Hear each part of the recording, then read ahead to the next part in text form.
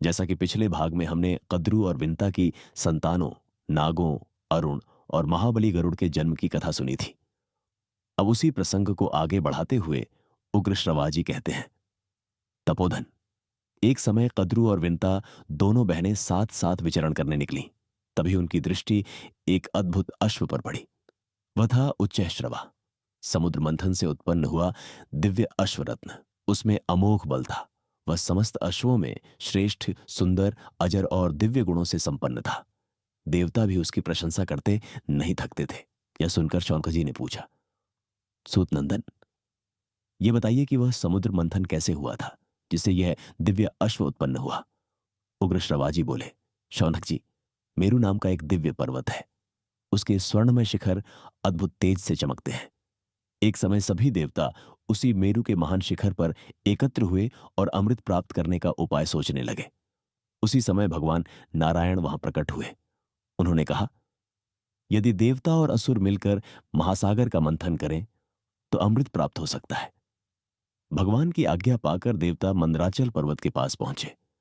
मंदराचल के विभिन्न प्रदेशों में किन्नर, अप्सराएं और देवता निवास करते थे।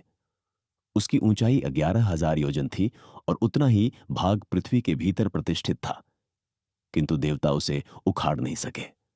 तब उन्होंने भगवान विष्णु से सहायता मांगी। भगवान विष्णु ने नागराज अनंत को आदेश दिया। महाबली अनंत ने मंदराचल को जड़ सहित उखाड़ लिया और समुद्र तट तक पहुंचा दिया।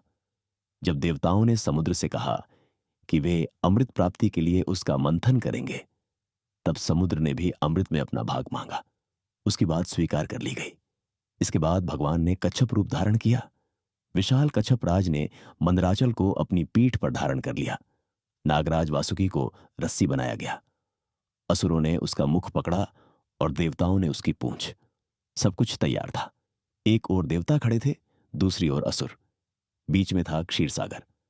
मंदराचल मथानी बना हुआ था और वासुकी नागडोरी। भगवान नारायण तथा नागराज अनंत भी वहां उपस्थित थे।